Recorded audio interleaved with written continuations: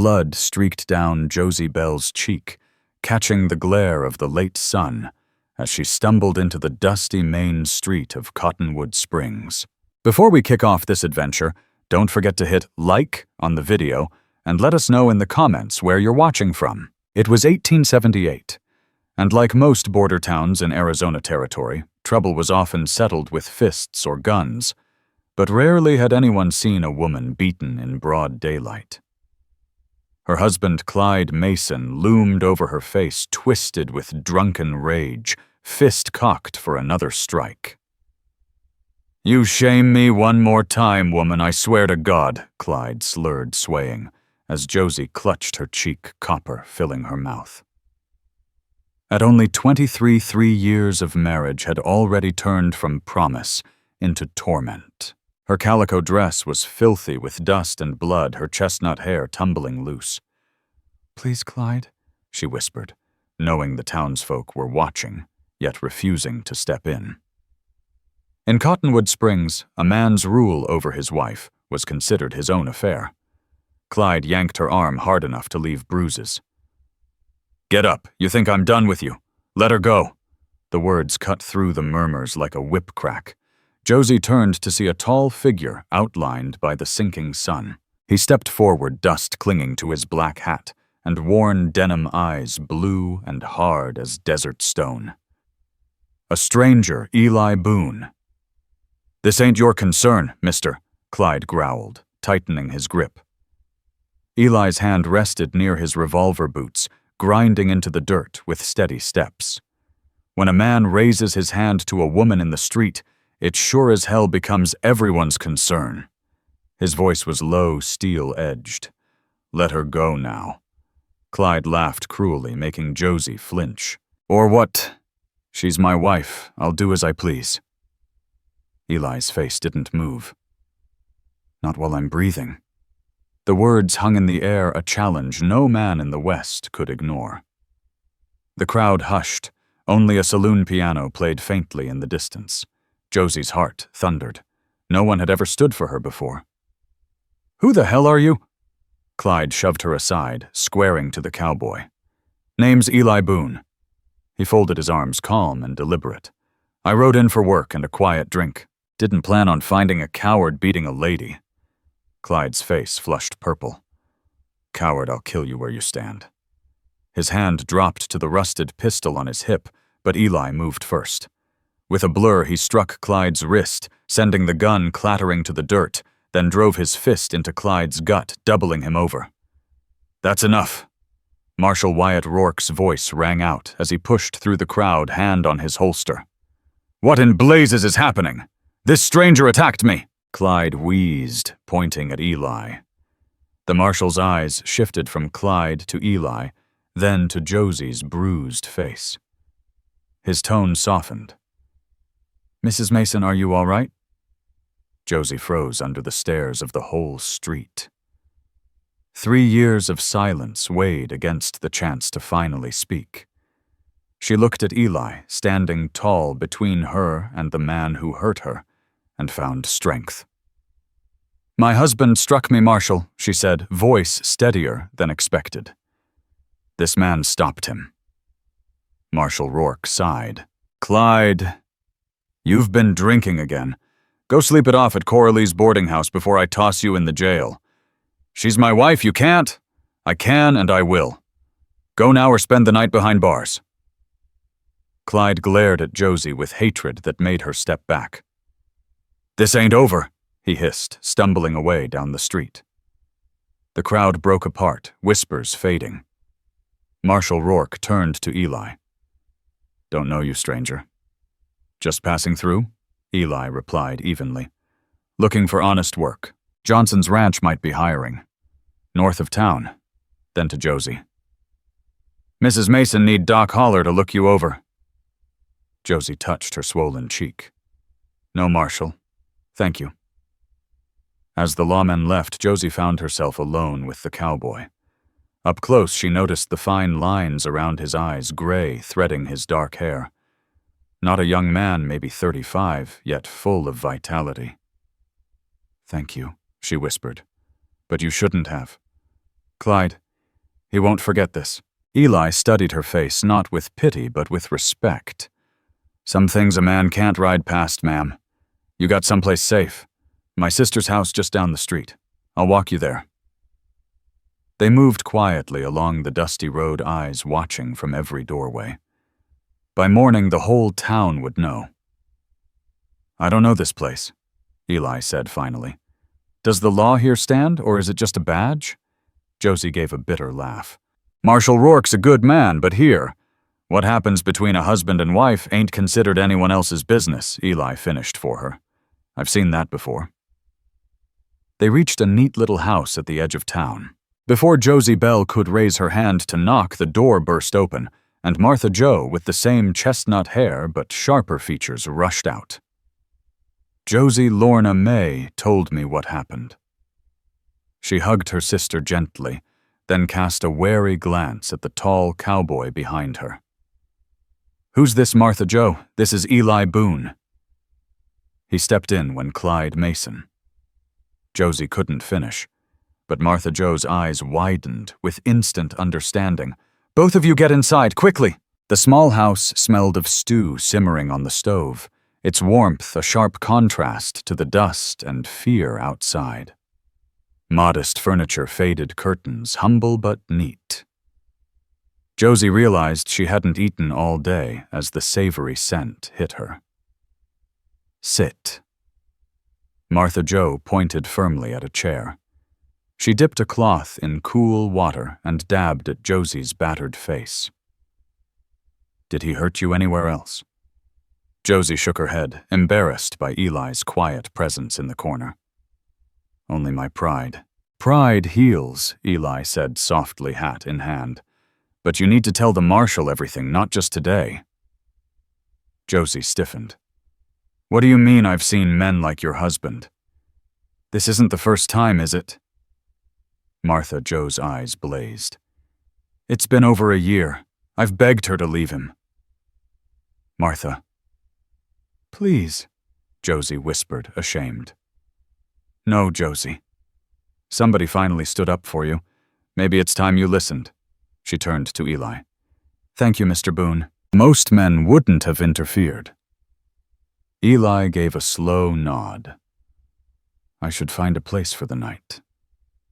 The Wellington Hotel, Martha Jo suggested. Clean rooms. No questions asked. As he turned to leave, Josie called out, Mr. Boone. When he looked back, she added, Clyde won't forget. He has friends. Please, be careful. A faint smile touched Eli's rugged face. I always am Mrs. Mason. You do the same?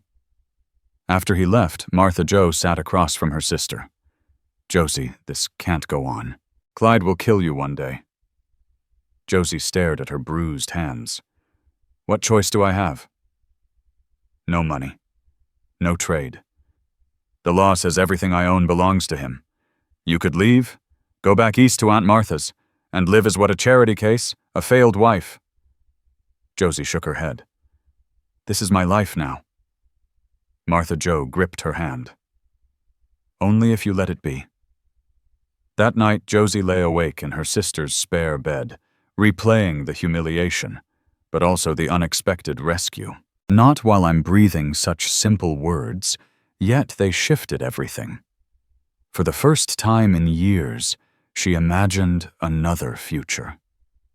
At dawn, she rose, helped Martha with breakfast, then stayed behind while her sister went to teach at the schoolhouse. Josie swept the floor-washed dishes, trying not to think about the moment Clyde would come hunting her. A sharp knock shattered the quiet. Heart-pounding, she crept to the door. Who is it, Eli Boone, ma'am? Relief washed over her as she opened the door. The cowboy stood there, hat in hand, cleaner than the day before. Mr. Boone.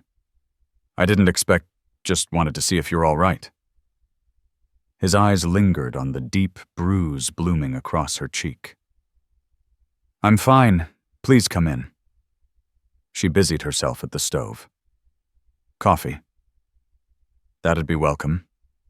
She poured while he filled the room with his steady presence. Did you find work I did?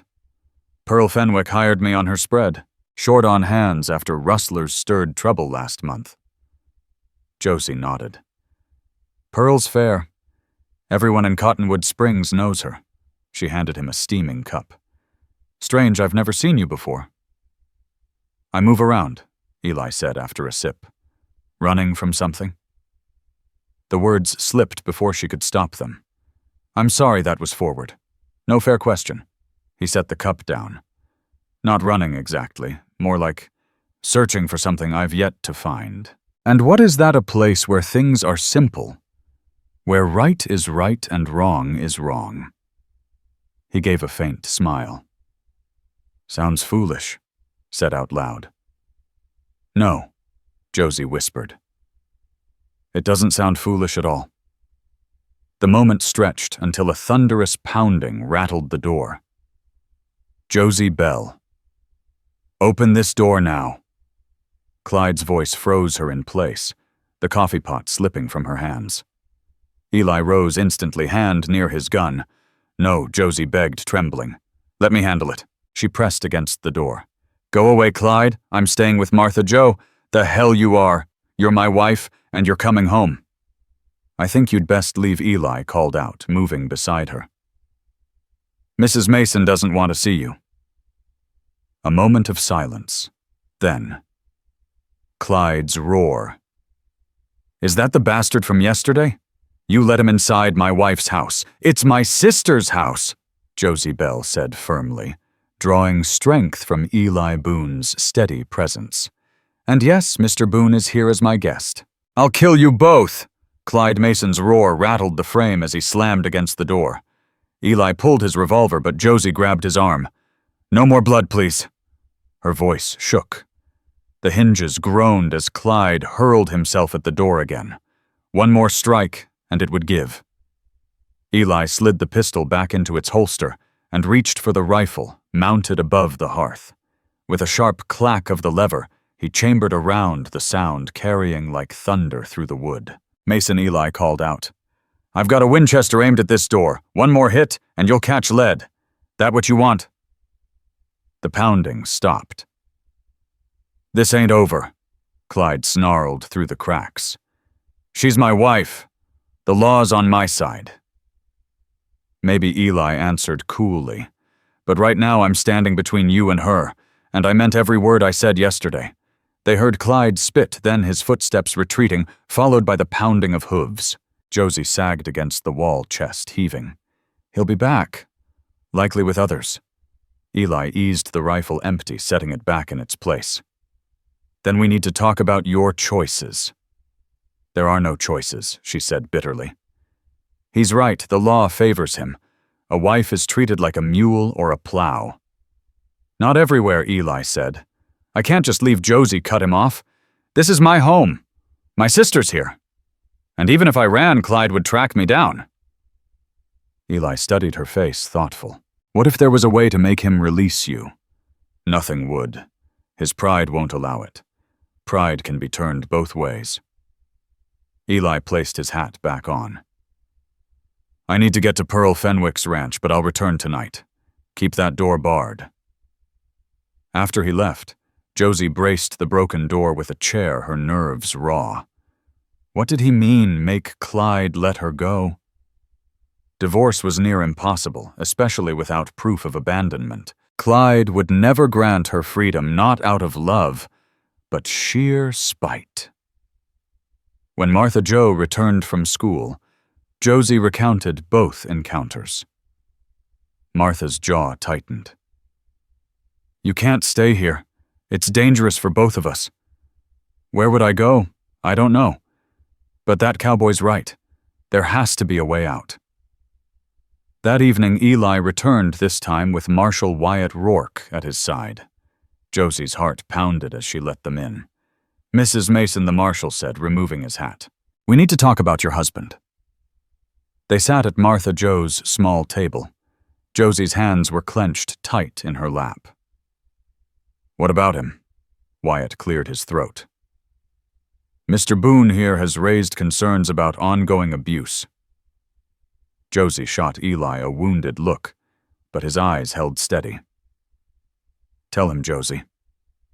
"All of it." Mrs. Mason, Wyatt pressed. "I've known Clyde a long time. Hot-headed, especially with whiskey in him. But if Boone's right, if he's been beating you regular, something must be done." "What could be done?" Josie asked bitterly. "He's my husband.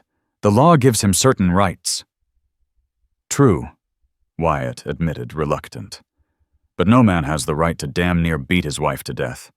Not even in Cottonwood Springs."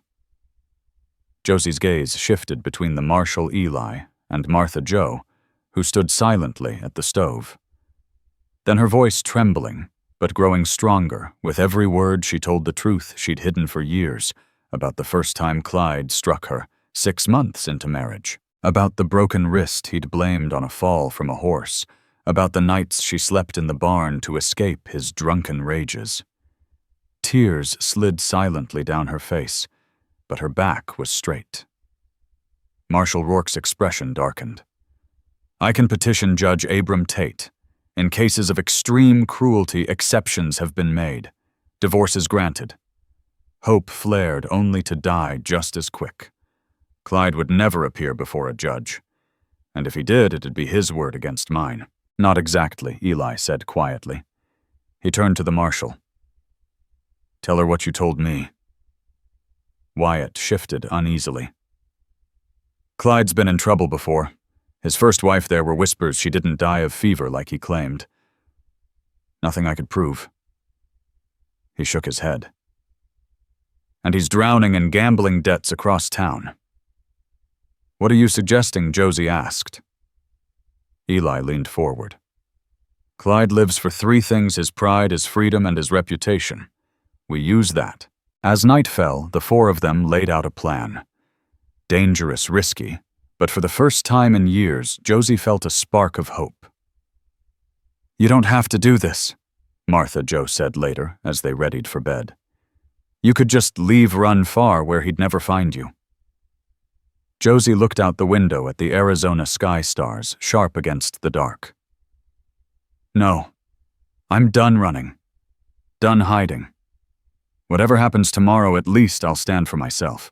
Morning broke clear and bright, and Josie Belle steadied her nerves as she slipped into the blue calico gown she had sewn years ago, back when marriage still carried hope. Martha Jo pinned up her hair, then together they walked to the office where Eli Boone and Marshal Wyatt Rourke were waiting. "He's at the saloon," the marshal told them. "Been there since it opened, drinking and running his mouth about the both of you." Josie nodded, jaw tight. "Then it's time." The 4 of them crossed the street to the Double Eagle. Even so early, the saloon buzzed with miners, drifters, and ranch hands. At a corner table, Clyde Mason played cards with 3 others. His face hardened the instant he spotted Josie. "Well, well," he sneered, tossing down his hand. "The straying wife crawls back. Come to beg forgiveness." Josie strode straight to his table, every eye following her. "No, Clyde. I've come to make a deal." He barked out a laugh. "A deal?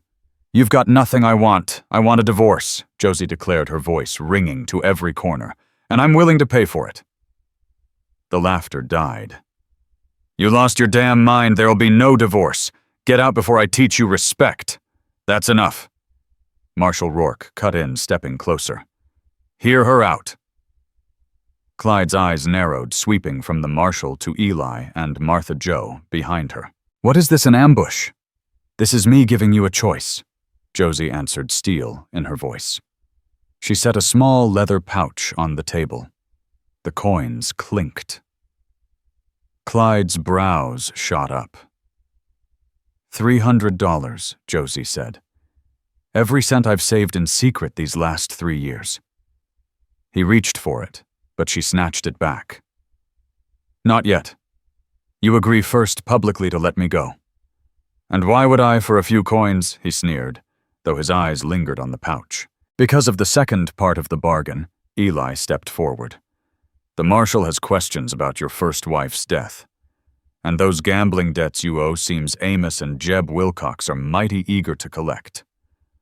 Clyde's color drained. Everyone knew the Wilcox brothers and their methods. "This is blackmail," he hissed. "This is business," Josie countered. "You give me my freedom, you take the money and start fresh elsewhere. Refuse, and by sundown you'll have the law and the Wilcox brothers both breathing down your neck." Clyde's hand clenched on the table. His eyes darted around at the witnesses. "You think I care what they think? You're my wife. Mine to do with as I please." "Not anymore," Josie said softly.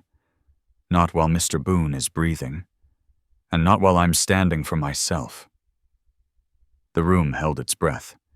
Even the bartender froze. Finally, Clyde sagged, beaten. "Fine," he spat. "You want freedom? Take it. You were always more trouble than worth." Josie laid the pouch back on the table. "Say it clear, Clyde, in front of everyone." Grinding his teeth, he rose, chair scraping. "I, Clyde Mason, release Josie Belle from our marriage. She's no longer my wife." He snatched the money with trembling hands. Almost Marshal Rourke said, sliding a paper forward. "Sign this. Renounce all claims and agree to divorce on grounds of abandonment." Clyde looked ready to explode, but one glance at Eli's steady stare, and he grabbed the pen, scrawling his name.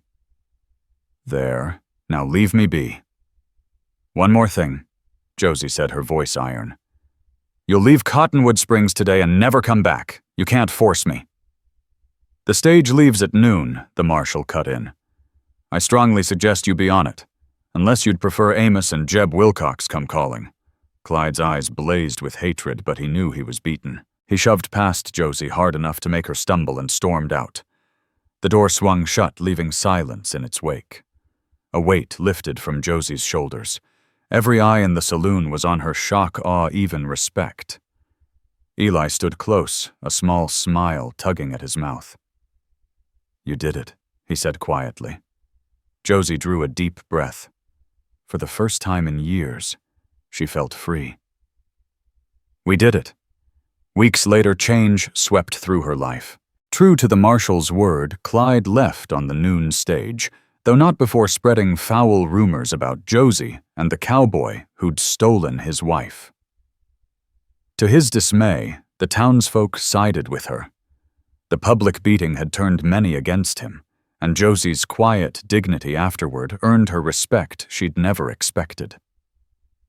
With Martha Jo's encouragement, Josie used what savings remained to rent a small room above the milliner's and took work under Widow Bertie, the town seamstress. Her sharp hands with the needle quickly made her indispensable, and for the first time, she earned her own living. Eli kept at work on Pearl Fenwick's ranch, riding into town most Sundays for church, a habit he admitted he hadn't kept in years.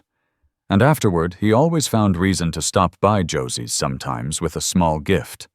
Wildflowers, a ribbon for her hair once, even a finely carved comb. Wildflowers, a ribbon for her hair once, even a finely carved wooden comb.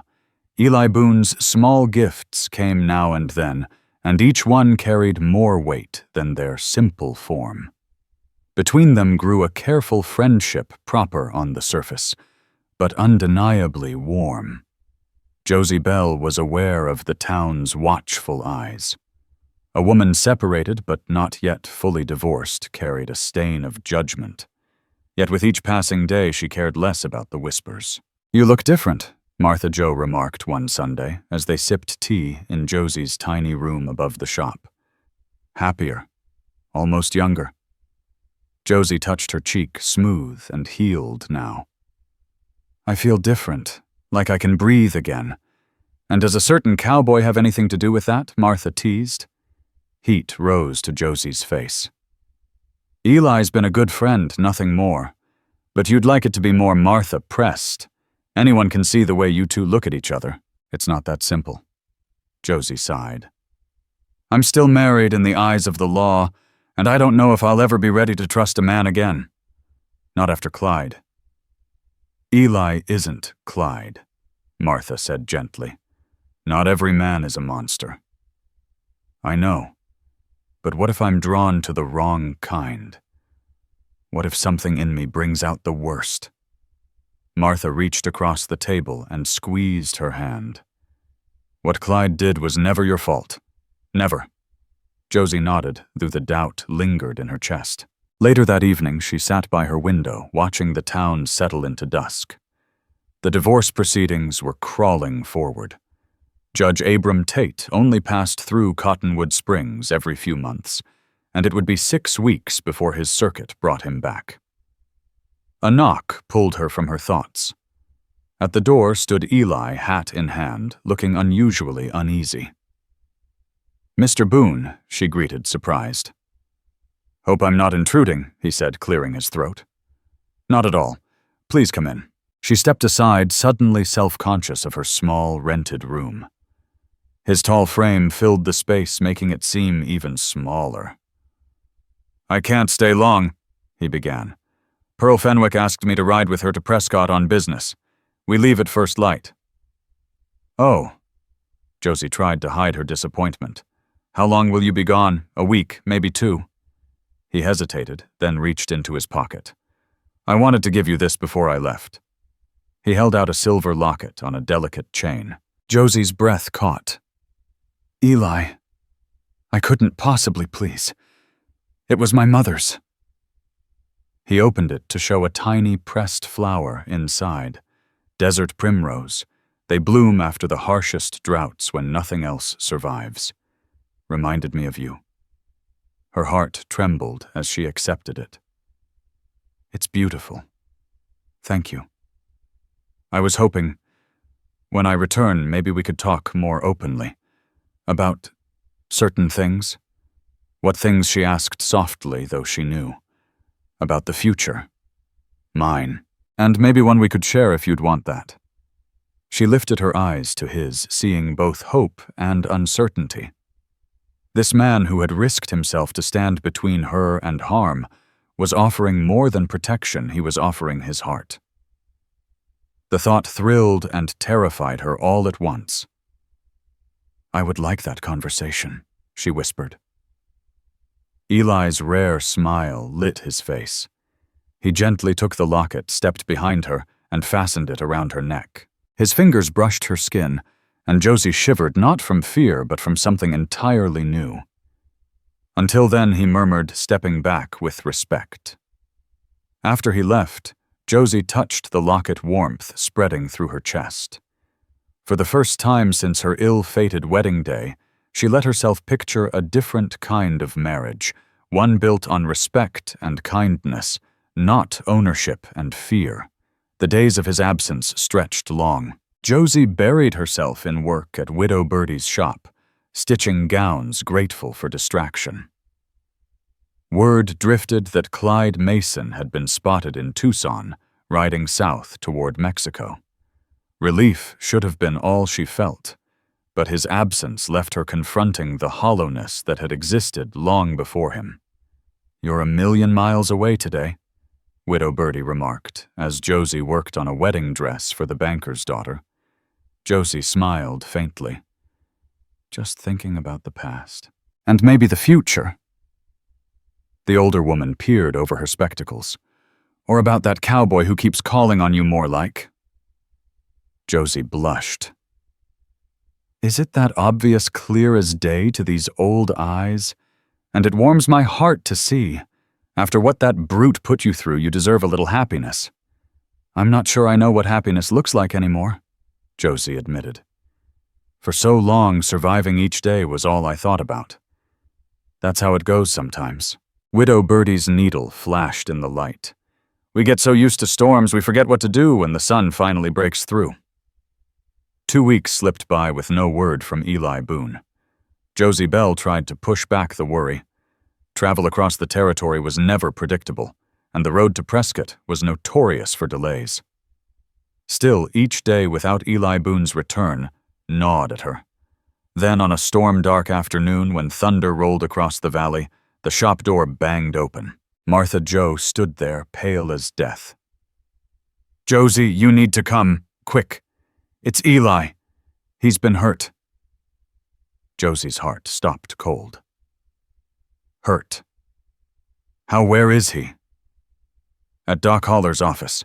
He and Pearl Fenwick were ambushed coming back into town. The rest blurred. Josie grabbed her shawl and ran into the rain, her mind spinning with dread. Was Eli dying? Was she already too late? At the small office on the edge of town, Noah Fletcher Doc's young assistant looked up in shock as she burst through soaked to the bone. "Mrs. Mason, you're drenched. Where is he?" Josie cut him off. "Where's Eli Boone?" "In the back room." "But Doc's." She shoved past before he could finish. The back room was cramped, dominated by a table where Eli lay bare-chested bandages binding his ribs and stomach. Blood stained the wrappings. Doc Holler looked up, frowning. "Mrs. Mason, this isn't proper." "Let her stay," Eli rasped weakly, eyes finding hers. "Please." Doc sighed and stepped aside. Josie rushed to his side, her throat tight. His face was pale, his temple bruised, and every breath seemed to cost him. "What happened?" she whispered, clutching his hand. "Ambush." Eli groaned. 5 men, 10 miles out. They were waiting for us. Waiting. For you. Josie's stomach dropped. He met her eyes, grim. "Yes. They called me by name, said they carried a message from Clyde Mason." Josie's blood went cold. "But Clyde's in Mexico. Not too far to hire killers." Eli tried to grin, but the motion twisted into a grimace. "Don't fret. They look worse than me." "Barely." Doc muttered. 2 bullets, 3 broken ribs, a head knock. It's a miracle you crawled back." "And Pearl." Josie gasped. "Shaken, not harmed," Doc assured. They weren't after her, just him. Guilt tore through Josie. "This is my fault. Clyde came after you because of me." Eli's grip tightened. "No. This is on Clyde, not you. Never you," Mrs. Mason Doc said firmly. "He needs rest. You can return in the morning. I'm staying." Josie said, her voice hard as iron. Doc looked ready to argue, then sighed. "Fine, but keep him calm. He's lost enough blood." When Doc left, Josie pulled a chair close, her hand never leaving Eli's. Rain tapped against the window as night closed in. Every rise and fall of his chest felt like a prayer answered. "You should go home," Eli murmured eventually. "Get some rest." "No," Josie whispered, squeezing his hand. "I won't leave you." A faint smile touched his lips. "Stubborn woman?" "I learned from the best," she answered, brushing damp hair from his brow. "Tell me, Eli, why did you step in that day? Why risk yourself for a stranger?" For a long while he was silent, and she thought he'd fallen asleep. Then he spoke, voice low. "My mother. My father was like Clyde, violent, cruel. He beat her over and over. No one ever helped. Not once. One day, he hit her too hard.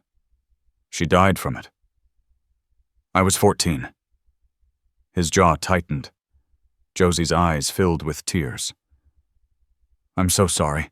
I swore then I'd never stand by and watch a woman suffer if I could stop it. When I saw Clyde strike you that day, I wasn't seeing him. I was seeing my father. And you were her. You were seeing your mother," Josie whispered. He nodded faintly. "At first. But then I saw your strength, your kindness. And now I see only you." Her chest ached with emotion. She leaned down, kissed his forehead softly. "Rest now. We'll talk tomorrow." Eli closed his eyes, his breathing evening out. Josie sat through the night keeping watch. 2 broken souls bound by pain, yet finding hope in each other. At dawn, Doc returned to check the wounds. "The fever's down," he reported after a careful look. "If we keep infection at bay, he should heal." "How long?" Eli asked, already restless. 2 weeks before you even think about a saddle," Doc said sternly. "And that's me being generous." After Doc Holler stepped out, Josie Belle eased Eli Boone upright and held a bowl of broth to his lips. "You heard him 2 full weeks of rest. I can't stay cooped up here that long." Eli grumbled. "Doc needs this room for other patients, and I've got work waiting back at Pearl Fenwick's spread." "Pearl already sent word your job will be waiting once you're strong again." Josie cut him off firm. "As for where you'll stay..." She hesitated, then lifted her chin with resolve. "You'll come to my place."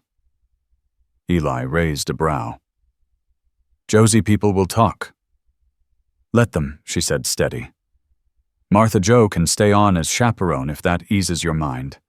But you need tending and she faltered only a breath. "I need to know you're safe, to know." Truth was, she couldn't bear the thought of Eli left vulnerable, while Clyde's hired guns still prowled. Her small room above Widow Birdie's shop had only one stairway easy to defend. With Martha Jo beside her, they could keep watch through the nights. Eli searched her face, saw the steel in her eyes, and finally nodded. "All right, but only till I can stand without near falling over." 3 days later, with help from Marshal Wyatt Rourke and Noah Fletcher, Eli was moved to Josie's quarters. The room was cramped now, Eli on a cot, Martha Jo on a pallet near the stove, but Josie didn't mind. For the first time since leaving Clyde Mason, she felt something close to family. Eli proved a stubborn patient, always pushing past his limits. Josie found herself scolding one moment, coaxing the next, until their banter carried the easy rhythm of old friends, though if Cottonwood's stricter folk had seen it, they'd have fainted from scandal. Behind that closed door, though, Josie discovered a new version of herself, one who laughed freely, spoke boldly, and dared to let her heart unfurl. As Eli regained his strength, their walks lengthened from slow steps around her room to careful ventures down the stairs, and finally along the dusty main street. Townsfolk who once whispered began tipping their hats, instead helped along by Marshal Rourke's public nods of approval. The circuit judge arrives next week. Josie mentioned one evening while changing Eli's bandages. The angry lines had faded to pink scars. "Marshal says he'll put my case forward right away." "Are you ready to finally be free of him?" Eli asked quietly. "More than ready," she said without hesitation, though her hands trembled slightly. "Still, the thought of facing a judge makes me nervous." "You've faced worse," Eli reminded her gently. Josie smiled faintly. She had come to know every line of his face these last weeks, the exact shade of his eyes, the way his voice dropped low when speaking of things that mattered. And she noticed how carefully he kept a proper distance, never crossing lines, despite their close quarters. "Eli," she asked suddenly, "when the divorce is final, what happens then?" His gaze met hers, steady. "What do you want to happen?" The directness startled her. For years, she had buried her own wants so deep she barely knew them anymore. But with Martha Jo gone visiting a friend that night, and only Eli beside her, she found the courage to speak truth. "I want a new life," she said softly. "One where I choose my own path. Where I'm valued, not owned." And I want her hand brushed the silver locket he had given her. "I think I want you to be part of it." Eli's expression softened. He reached out, covering her hand with his calloused one. "I want that too, Josie, more than I've wanted anything in years, but I need you to be sure. After what you suffered with Clyde, I'd understand if you never wanted marriage again." I thought the same, she admitted. Told myself I'd be better off alone. But then you came along and showed me that marriage doesn't have to be a prison. It can be a partnership. His thumb traced gentle circles across her hand. "Is that truly what you want?" Marriage color rose to her cheeks. "I'm still another man's wife. Talking about it feels presumptuous." "Not for long," Eli said with a faint grin. "And patience was never my strong suit." Josie laughed, the sound surprising even herself. "So I've noticed." That night after Martha Jo returned, and Eli drifted to sleep. Josie lay awake, thinking of what lay ahead. For the first time in years, happiness felt close enough to touch, and that thought both thrilled and terrified her. On Tuesday morning, Judge Abram Tate arrived in Cottonwood Springs, his tall figure and white mane commanding the room. Known for fairness and a rigid devotion to the law, he carried the full weight of territorial justice. Josie's case was unusual. Divorce was rare, especially when demanded by a woman, and she braced herself for disappointment. The hearing convened in the town hall, the closest thing to a courtroom the town could offer. Josie wore her dark blue dress, the one Eli once said brought out the gold in her eyes. He sat behind her in the audience alongside Martha Jo Widow Birdie, and to her surprise, several townsfolk who had come to stand with her. Marshal Rourke laid out the signed statement from Clyde, renouncing all claim along with testimony of the public beating and the years of abuse. Doc Holler provided his account as well. Doc Holler reluctantly confirmed that he had treated Josie Belle for injuries consistent with abuse on more than one occasion. Pearl Fenwick, still shaken from the ambush, gave her testimony as well, describing the attack on her and Eli Boone, and how the men had called Eli by name, claiming they carried a message from Clyde Mason. Through it all, Josie sat straight-backed, answering Judge Abram Tate's pointed questions with calm dignity. When asked why she sought divorce instead of simply living apart, her voice was clear. "Because I want to be free to build a new life, Your Honor, not just escape the old one." Judge Tate studied her for a long, quiet moment before returning to the papers before him. The room held its breath. Josie felt Eli's steady presence behind her, a weight of strength she could lean on. Finally, the judge looked up. "In the matter of Mason versus Mason, I find sufficient proof of extreme cruelty to dissolve the marriage." His gray eyes softened as they fixed on Josie. "Mrs. Mason, or rather Miss Josie Belle, as you shall now be known, the court grants your petition. You are free to hold property in your own name, free to contract, free to marry again if you so choose. This marriage is hereby dissolved." The air shifted as though the whole room exhaled. Josie swayed slightly under the enormity of the words. Free, truly free, in the eyes of the law. Instinctively she turned, finding Eli's face in the crowd, his pride for her shining like sunlight. Outside the town hall, neighbors gathered, offering handshakes and congratulations. Some of the same folk who had once looked away from Clyde's brutality now spoke words of support. Josie might once have resented the hypocrisy, but today she let their kindness wash over her. The past was behind her. Eli limped through the dispersing crowd until he stood at her side. "Congratulations, Miss Belle," he said formally, though his eyes carried a different promise. "Thank you, Mr. Boone," she answered with equal formality, then dropped her voice. "Would you walk me home? There are things we need to talk about." They strolled arm in arm through the town's dusty street. Curious glances followed, but for once Josie didn't care. This day was hers. At her door, she hesitated. "Martha Jo won't be back till evening." "Perhaps we should wait." Josie Eli interrupted gently. "I've spent 3 weeks sleeping 6 feet from you with your sister as chaperone. I think we can manage a private conversation without scandal." She laughed, the tension breaking, and let him in. The room looked the same as it had that morning, yet everything felt different now, charged with possibility. Eli removed his hat, turning it in his hands, a rare nervousness in the man usually so composed. "Josie," he began, then paused, shaking his head. "I had a whole speech rehearsed. Doesn't seem right anymore."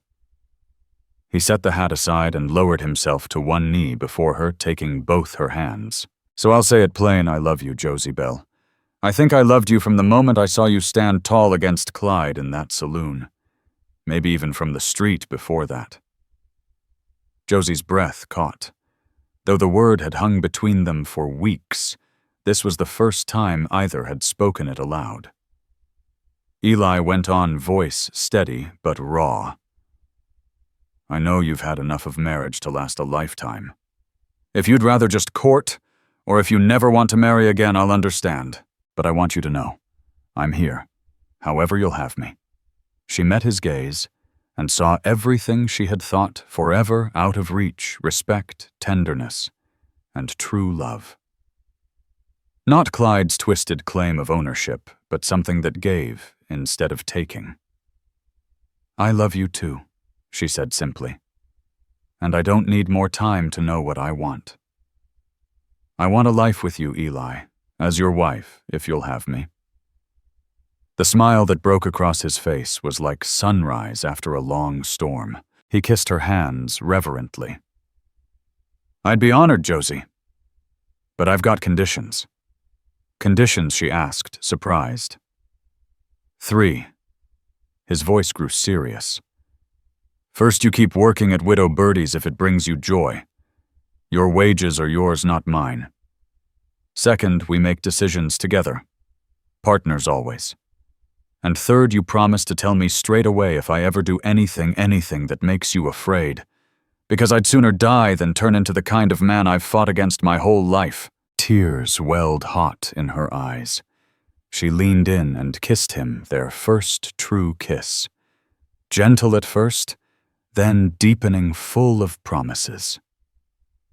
When they broke apart, Eli rested his forehead against hers. "Is that a yes to my terms?" Josie laughed softly through her tears. "It's a yes to everything." 2 weeks later, they were married in Cottonwood Springs' little church. Martha Jo stood proudly as maid of honor, Marshal Wyatt Rourke at Eli's side as best man. Josie wore a creamy white dress she had stitched herself with Widow Birdie's help and blessing. The whole town turned out for the wedding, their presence a silent testimony that this union, unlike Josie Belle's first, had their full blessing. When Josie spoke her vows, her voice was steady and clear, carrying through the small church. She thought of the long road that had carried her here, the pain of her years with Clyde Mason, scars that would never entirely fade, but which had shaped her into a woman stronger than she'd ever believed she could be. A woman who knew her worth, who would never again settle for less than respect. And when Eli Boone slipped a plain gold band onto her finger, his eyes holding nothing but love. Love that asked nothing and gave everything Josie knew, she had finally found home. "By the authority vested in me, the minister declared, I now pronounce you husband and wife." As Eli kissed her, sealing their vows, Josie heard the echo of his words from that first day on the street. "Not while I'm breathing." A promise that had changed everything, and one she knew in her bones he would keep all their lives. 5 years later, Josie sat on the porch of their small ranch outside Cottonwood Springs, watching as Eli showed their 4-year-old boy, Matthew, how to brush down a gentle mare. The boy's face, so like his father's, was etched with fierce concentration as he followed each instruction. In the yard, 2-year-old Sarah chased butterflies, her giggles ringing through the summer air. Josie rested a hand on her swelling belly, feeling the soft kicks of the child soon to join them. Eli glanced up, caught her watching, and smiled that same smile that still made her heart skip after all these years. Life hadn't been easy. The ranch demanded endless labor, and they had weathered droughts, sickness, and even a year when rustlers carried off half their herd. But they had faced it all as partners side by side. Josie had kept on with her needlework, building a reputation that spread beyond Cottonwood Springs. She even taught classes at the expanded schoolhouse, where Martha Jo still taught, now married herself to Noah Fletcher, who who had opened his own doctor's practice in town. As for Clyde Mason, word reached them 3 years back that he'd been killed in a bar fight in Nogales. The news brought Josie no joy, only relief that the last shadow was gone forever. Eli finished with Matthew's lesson and sent the boy running to the pump to wash before supper. With Sarah perched on his shoulders, he crossed the yard and climbed the porch steps. "How are my girls doing?" he asked, leaning to kiss Josie before setting Sarah down beside her. "We're perfect," she said softly, making room for him on the bench. "Just enjoying the view." "It is a fine view," he agreed, though his eyes rested on her, not the horizon. Josie leaned into him, savoring the solid warmth of his arm around her. "Do you ever regret it?" she asked suddenly. "Stepping in that day? Standing between me and him? You could have been killed." Eli was quiet a long moment. Then he shook his head. "Not for a second. Best choice I ever made. Trouble came with it, sure. But that trouble gave me you." He brushed a strand of hair from her face and laid his hand on her belly. "And these little ones. A man couldn't ask for more." Josie lifted her gaze to his, still marveling at the life they had built. "I love you, Eli Boone, and I love you, Josie Boone," he answered, kissing her gently, then resting his forehead against hers. "Always have. Always will." As the sun sank over their patch of Arizona land, painting the sky in streaks of gold and crimson, Josie thought again of those words spoken on a dusty street 5 years earlier.